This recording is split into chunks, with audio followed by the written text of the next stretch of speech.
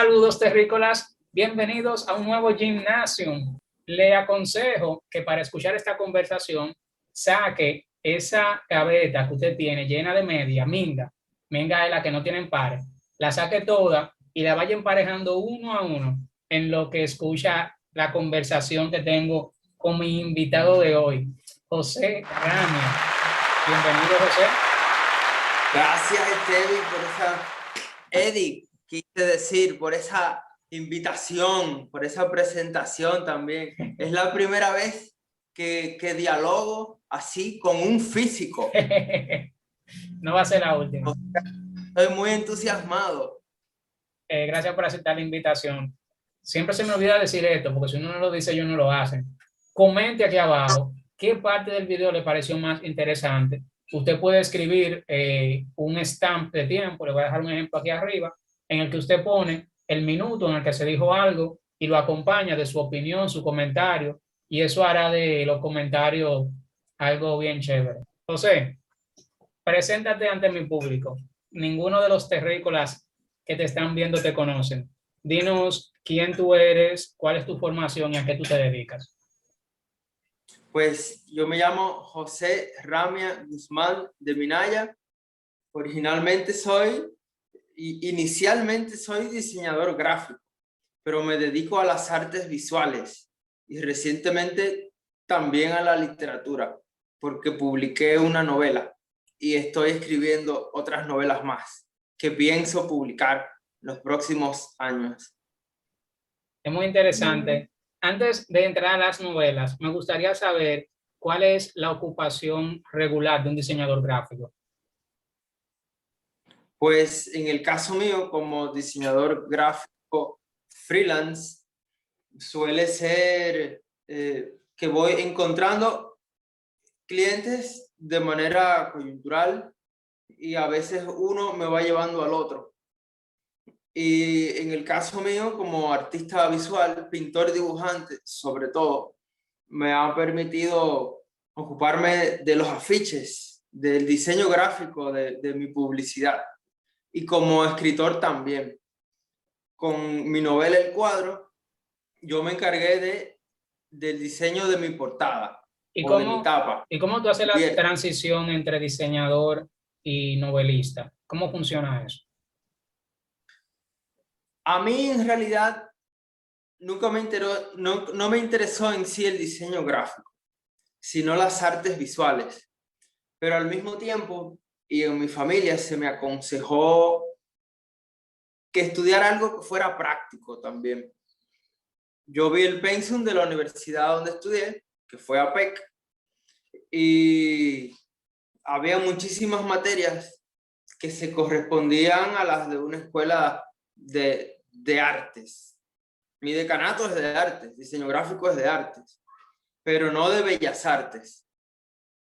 Entonces a mí me pareció bastante bien, estaré teniendo este aprendizaje, tendré una carrera bastante práctica y al mismo tiempo estaré recibiendo muchísimas materias que también las recibí en una escuela de bellas artes. Sabes que mi padre estaba muy orgulloso de mí. Él falleció ya hace 12 años, en el 2008 falleció él, que fue el año en que hice mi primera exposición individual, que en gloria esté. Y siempre estuvo muy contento conmigo. Era una persona que me dio todo su apoyo. A mí, no necesariamente solo por el cuadro, por mi, míralo acá, la portada del cuadro, escrito por mí y la tapa diseñada por mí también. Por ti también. Yo creo que en general él estaba muy contento.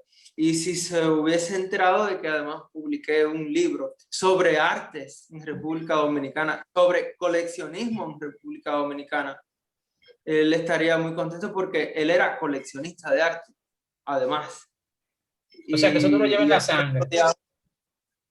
¿Era cómo? Tú lo llevas en la sangre eso. Yo no sé si en la sangre, pero sí también es una pregunta que, aunque yo de vez en cuando vuelvo y me la hago, ya yo no le presto mucha atención a la respuesta. de si realmente es un gusto adquirido o si es una vocación. Me gustaría, José. Mira, ¿y por qué te dicen Ramia? Yo estuve en tu casa en estos días, todo el mundo te dice Ramia. ¿Por qué no te dicen José? Algunas personas me llaman José, pero creo que con Ramia parece ser que se sienten más cómodos. Muchas personas también pensaban que yo me llamo Ramia. Sí. Yo solo tengo un nombre y es José. Sí, tú tienes un nombre. Yo también tengo un solo nombre, que es Eddie. Tú tienes eso es inusual, casi Muy siempre hay inusual. de dos a tres. En el caso mío, yo me llamo José, Ramia, Guzmán. Ramia y Guzmán son mis dos apellidos. Y ahora que me casé soy de Minaya, Minaya con doble L, De que es Minaya. el primer apellido de mi esposa, ¿Tú tomaste, Patricia Minaya. tú tomaste el nombre de tu Ajá. esposa? Yo gané un apellido cuando me casé con ella. ¿Pero legalmente o así relajando? ¿Cómo es? Bueno, yo entiendo que legalmente, si yo puedo decir que soy José Ramia Guzmán de Minaya. Tú lo puedes decir, aunque no esté en la cédula. Sí, sí, se vale, se vale. La cédula incluso todavía dice soltero, tengo que actualizarla. Mira, mira, te van a botar. Esta noche tú duermes en el mueble, oíste. No, Por esa ella, revelación. Duerme en el mueble, José. Déjame escribirle. ¿Cómo se llama tu esposa? ella se llama Patricia Minaya, pero Déjame Minaya con L. con doble L. Ajá. Le voy a escribir a Patricia. José duerme en el mueble hoy. La revelación que. Revelación. O va a ser tipo a los foques. Mira, háblame del Primicia. primicia. José todavía soltero. ¿Qué está ocultando José? Háblame del cuadro. ¿Cómo surge Sí. el cuadro? ¿De dónde te surge la idea? ¿Y de qué se trata? Como una pequeña sinopsis. El cuadro se trata de un juez retirado, un prestigioso abogado también de Santiago, que se topa con un cuadro misterioso. Misterioso porque el cuadro es sospechoso de que tiene muchísimo valor, pero que muchísimo valor. Que parece ser que lo ha pintado una persona muy fuerte, un nombre muy pesado de la historia del arte universal, pero no tiene firma. Entonces, este señor, este prestigioso juez retirado de Santiago, se lanza a la aventura de tratar de descubrir quién es el autor de ese misterioso cuadro, para así poder materializar un proyecto esta vez de arte, porque a partir de esa compra de ese cuadro, se convierte en coleccionista, que él no lo era. Entonces se mete en una serie de proyectos artísticos que incluyen, que tienen también como objetivo descubrir quién es este autor, y esos proyectos le transforman la vida radicalmente a él y a su familia. Y es de eso que se trata, de cómo a partir de este cuadro misterioso, este hombre se mete en un mundo del que no sabía nada, de las artes, y queda marcada su vida. ¿Y cómo termina? ¿Cómo termina? El cuadro termina de una manera Ah, no caíste en que el gancho, era un gancho. A ver si me según revelaba. A ver si me las revelaba el personas final. han quedado muy entusiasmadas y con muchos deseos de conocer el cuadro porque el cuadro existe. Además, Existe, o sea, en la vida real. en la vida real ese cuadro existe. Oh, qué interesante. Y aunque es una novela de ficción, llena de ficciones, recreaciones e invenciones, está basado en una historia real, de un coleccionista real. Qué interesante. Una de las cosas que a mí más me interesa de esta historia del cuadro es que es uno de los pocos libros, incluso dentro del género novela, que habla desde un coleccionista, porque hay muchas historias que tratan, que parten de la vida de un galerista o de un artista, De un pero casi pintor. nunca. Sí, eso es Esta cierto. vez es el coleccionista el personaje principal y es el coleccionista el protagonista y el punto de arranque de todas las cosas que ocurren alrededor de él. José, ¿y cuál es el proceso para uno escribir una novela? O sea, suponte que yo tengo una idea. Ajá. Todas esas preguntas son hipotéticas y es para Sí. un amigo. Oh, magnífico. Él está escribiendo o So, quiere escribir una novela. vamos a suponer sí, que este amigo, vamos a llamarle Eduardo, Sí. quiere escribir una novela. ¿Cuál es el proceso que, me imagino que cada quien tiene un proceso distinto, pero el proceso tuyo personal, ¿cuál fue? O sea, te surge una idea, tú comienzas a escribirla, ¿qué tiempo te tomó? ¿Cómo es eso? Tú has dado en el clavo. Antes de contestarte, quiero decir que has dado en el clavo. Todos los procesos, me imagino yo que son distintos, sobre todo por los amigos, las amigas que he conocido y que escriben y pueden ser muy distintos. Yo no estudié literatura, no vengo desde la academia. Entonces fue un proceso muy libre que comenzó por como una especie de diario personal. Y ese diario que yo inicié tuvo unos párrafos que a mí me gustaron tanto como me quedaron, que el primer párrafo que escribí se convirtió en el primer párrafo del primer capítulo de mi novela El Cuadro. Yo estaba que me releía con muchísimo placer a mí mismo y habían días en que ese mismo día que yo empecé, en distintos momentos del día, pues me sentí en la necesidad de seguir incluyendo cosas a esa historia. Y yo no pensé que se iba a convertir en una novela, sino que yo me dejé fluir. Yo fui escribiendo y haciendo un viaje a mi memoria personal, tomando algunos personajes que habían entrado, tomé de algunos personajes de la vida real, los desfiguré un poco, después se convirtieron en personas que no tenían nada que ver con los personajes de la vida real.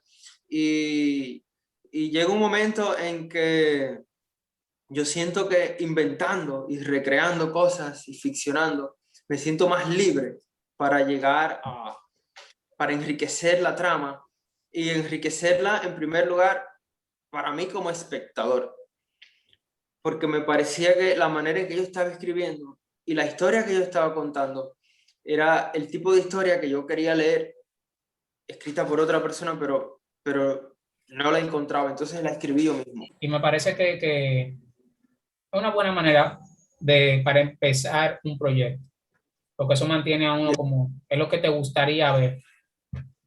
Ujú. Parte de tu pregunta incluyó qué tiempo me tomó. Sí, Yo pienso que el proceso de escritura, de yo tenerlo ya, la historia completa, me tomó un año. un año. Luego tuve una, una etapa de correcciones que me tomó varios meses. En esa etapa de correcciones me sentí agotado mentalmente, pero también emocionalmente y psicológicamente. Y mi esposa me ayudó a estructurarla. Ok, Ella me sirvió de editora. Um, yo no he trabajado nunca no he recurrido a los servicios de un editor todavía, un editor formalmente, quiero decir, fuera de mi esposa. Pero yo entiendo que lo que ella me dio fue una orientación editorial o me ayudó a estructurar los sería el equivalente capítulos. al trabajo de un editor. Que para Yo entiendo. quienes no conocen, un editor lo que hace es básicamente revisarte el texto y darte algunos lineamientos. El editor no debe cambiar lo que el autor quiso decir nunca, pero te puede decir, mira, esta oración se estructura mejor de tal manera, se entiende mejor así, así. Eso es más o menos el trabajo de un editor. Sí. En el caso mío, yo tomé varias decisiones para con mi proceso. Era una primera novela y era una novela además muy íntima. Y yo no me sentía a gusto socializándola con los servicios de un profesional fuera Si mencionaste eso es de... carísimo. Mira, de repente puede ser muy personal también. Yo he conocido los nombres de algunas personas que dan el servicio y para mí es un precio bastante asequible Ok. o asequible, ajá, para mí. Pero yo entiendo que hay otras personas que ya les resultará más costoso. Y también tendrán muchos distintos editores sus costos, cada uno, costos que varían. Pero en el caso mío no fue un asunto de dinero, Fue más, fue un asunto emocional. Ajá. Un asunto en el que yo quería que eso se quedara entre esa etapa de corrección entre ella y yo. Y luego pasó la etapa de la diagramación, en la que ya yo me sentía muy agotado. Um, es muy importante, entiendo yo, que haya una segunda mirada, aunque sea una segunda mirada. Yo la tuve con el caso de mi esposa, que es escritora también, que ha escrito, que escribe poesía también, es poeta. última Y pregunta para complicado. pasar al tema de Chiquita. Ujú. ¿Cómo tú entonces consigues que se publique el libro? ¿Tú fuiste a una editora o fue un proceso, cómo le llaman esto cuando es de a bolsillo récord, autofinanciado? Yo, yo me autopubliqué porque encontré una imprenta que es Editora Búho, que descubrí a partir de ella, es la primera que he descubierto, a través de varias amigas y de mi esposa, que escriben poca cantidad de ejemplares. Ok, Y al imprimir poca cantidad de ejemplares, pues los costos se reducen muchísimo. Si hubiesen sido, qué sé yo, 1000 ejemplares, yo no tengo ahí ya mis recursos, no estoy dispuesto a llegar ahí. Entonces conseguí a Editora Búho y por eso me autopubliqué. Me autopubliqué también, no quise ponerlo a concursar, no quise tampoco empezar un tour con varias editoras, proponiéndolo para que me acogieran, eh, que me encantaría para un próximo libro. Pero con esta primera novela era tan importante para mí a nivel emocional y espiritual incluso. que hablemos unos minutos de Chiquita. Cuéntanos quién es ella y de qué se trata. Pues te cuento que Chiquita es la exposición más chiquita que se ha hecho en la historia del arte universal a la fecha. Es Esa, también esas manchas que vemos probablemente detrás tuyo ahí son parte de la exposición, ¿cierto? manchas, yo las voy a acercar, de lejos son manchas y de cerca, a ver si se Sí, ven, sí, se ve un poquito. son chiquitas. Son obras de arte muy chiquitas, muy chiquitas. ¿Cómo surge esta exposición y estas obras de Chiquita arte? surgió, chiquita surgió durante la pandemia. Yo estaba fajado dibujando, como de costumbre, pero divirtiéndome mucho también, haciendo esas cosas que uno no hace con fines expositivos. Pero me estaban quedando tan lindas, me estaban quedando tan bonitos estos dibujos y vi que ya era una cantidad considerable y a mí se me ocurrió hacer de ello una exposición que se llamara Chiquita, porque todos los dibujos eran chiquitos y, y yo pensé en todas las exposiciones a las que yo he ido, donde las presentan como grandes exposiciones, espectacular exposición, es una exposición enorme. Y entonces, muchas veces, por una razón u otra, no me calaban, no me calaban. Sin embargo, estos dibujitos tan chiquitos me parecían tan lindos, o más, como muchas de mis grandes piezas. Y ahí yo decidí que iba a hacer una exposición que se iba a llamar Chiquita, donde yo no iba a competir, además, sino a compartir. Donde yo iba a presentar una exposición también de una manera mucho más fluida que en un concurso, que en una bienal, porque yo no quería esperar 1 año o 2 años para que abra otro evento. Ya tú andas rápido. Entonces así ha surgido Chiquita, así ha surgido Chiquita y se ha ido alargando Chiquita.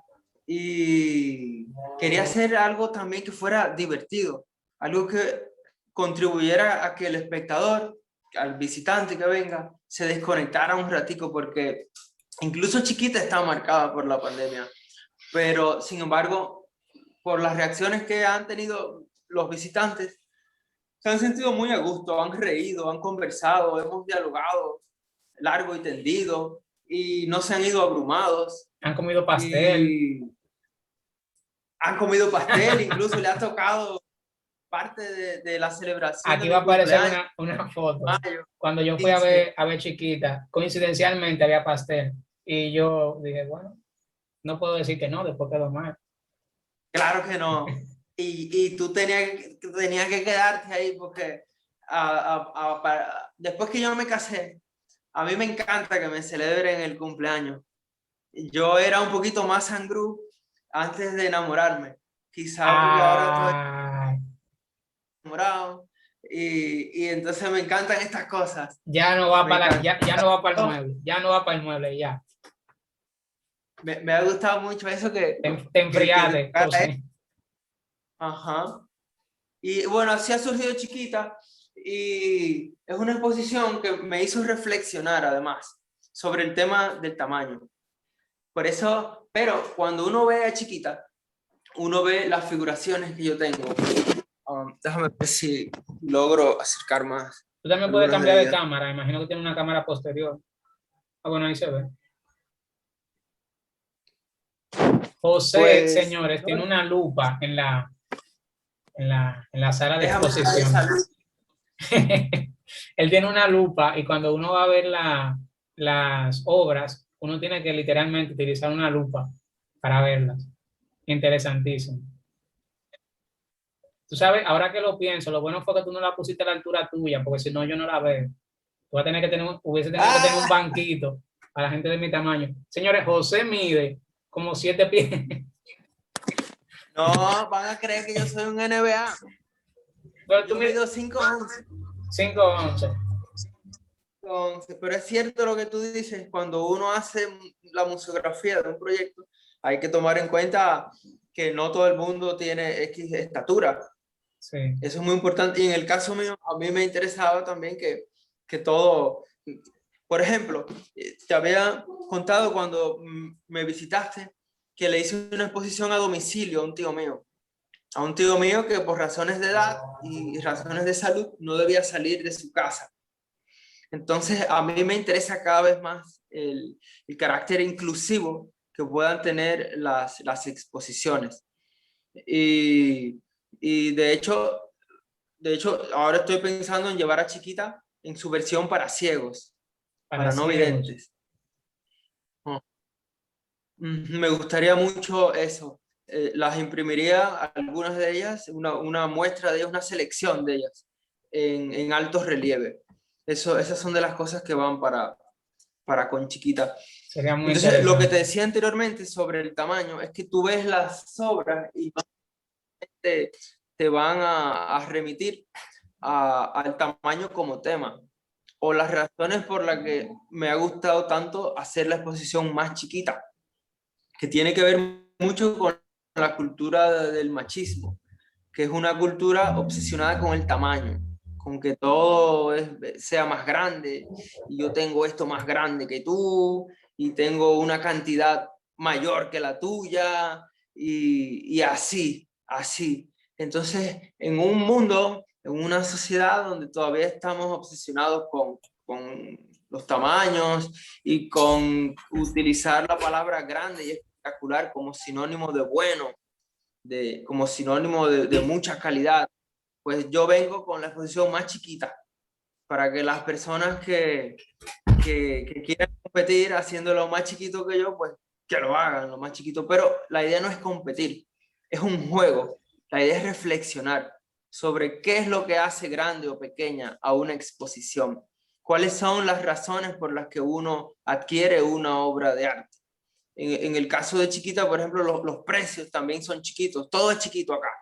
Son precios que van muy accesibles, desde 50 pesos, 100 pesos, 200 pesos. Ya hay menores de edad que han adquirido estas obras y es una manera de ser generoso, de ser un artista generoso, porque es un proyecto muy simbólico. Y su carácter y sus precios también son simbólicos. La idea es crear un nuevo tipo de obra de arte que esté al alcance de la mayoría de las personas. Mira, a mí me llama mucho la atención y fue algo que discutimos también cuando tuvimos la oportunidad de juntarnos. Y es que no sé si es por falta de formación o información que muchas personas están obsesionadas con la representación fiel de algo cuando miran una pintura. O sea, tú quieres ver un caballo y a ti te interesa ver el caballo. Sin embargo, cuando ya es una figura un poquito más abstracta que demanda de quien le está mirando cierta interpretación, uno dice, bueno, es un disparate, esas son dos líneas.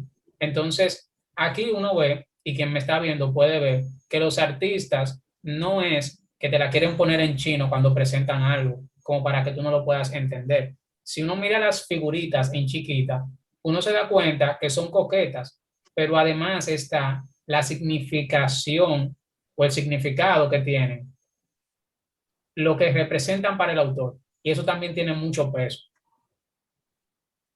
Hay una mía por ahí. Vamos a poner la tuya.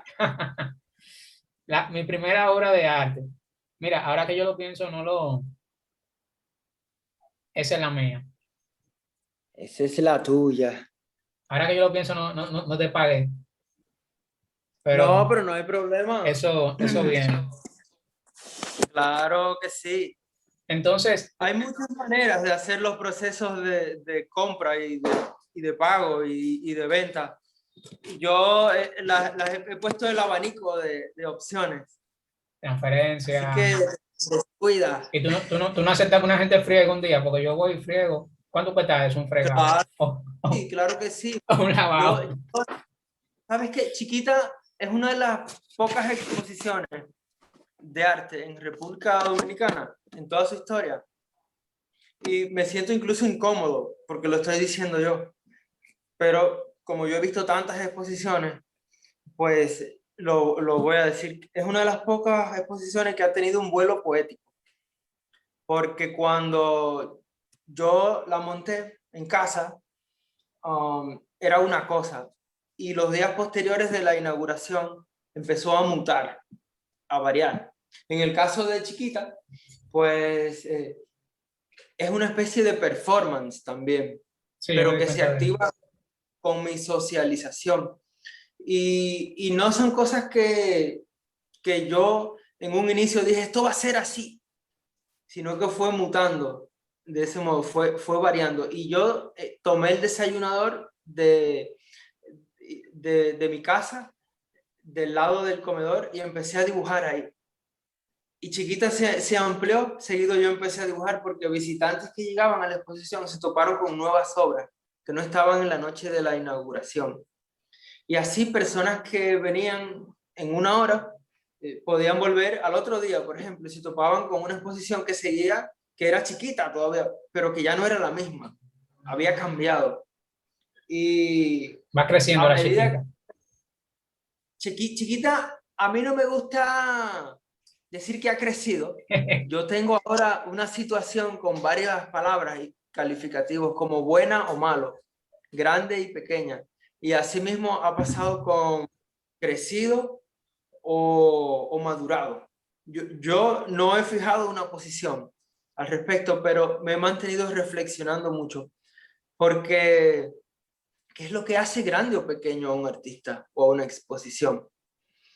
¿Qué lo hace bueno o malo?